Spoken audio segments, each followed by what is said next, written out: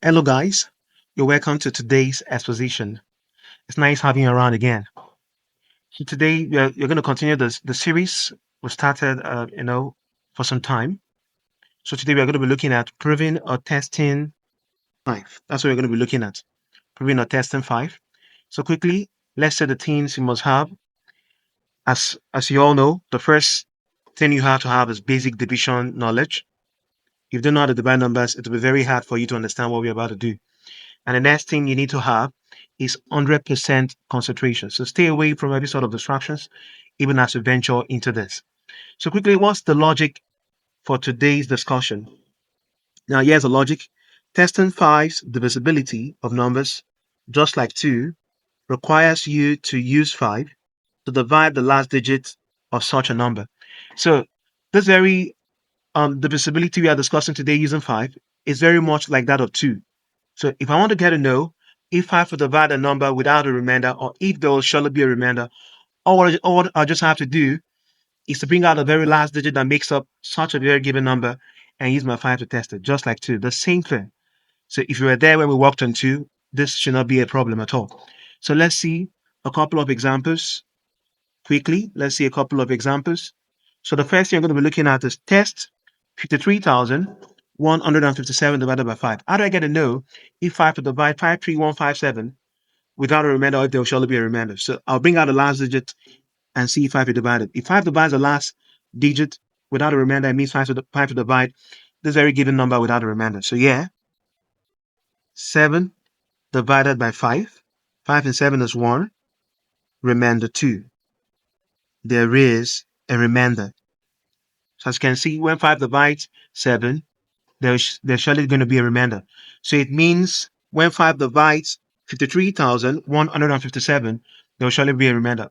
It doesn't matter how big the digit is or the set of digits, how many they have before this very given number. All what you just have to do is to stay focused on what the last digit looks like. So let's divide 1 on 1. 5 in 5 is 1. 5 in 3 is 0. Remainder 3. 5 in 31 is 630. Remainder 1.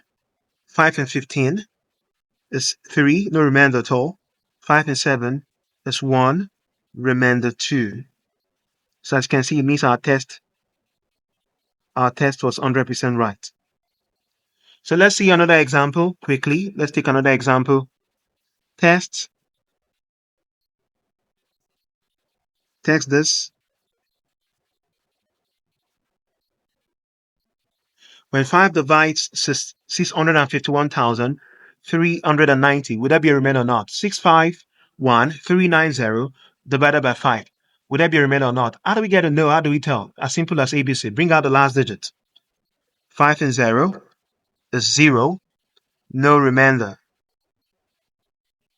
5 and 0 is 0, there's no remainder. So let's confirm. Let's see if our test is correct. 5 and 6, 1, remainder 1. 5 and 15 is 3, no remainder. 5 and 1, 0, remainder 1. 5 and 13 is 2, remainder 3. 5 and 39 is 735, remainder 4. 5 and 40 is 8. So as you can see, no remainder when 5 divides 61390. It's as easy as that. So it's very simple for me to know if there will be a remainder or not when 5 divides a number, even without me dividing, as easy as ABC. So yeah, a couple of questions I would love you to try out. I want to do justice to them. What I just want you to do for me is to tell me if there will be a remainder or not in the comment section. So yeah, test this.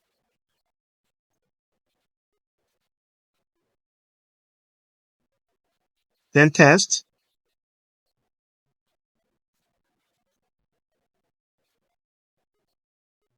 So draw the curtain on today's class at this point. See you in the next exposition. Thanks.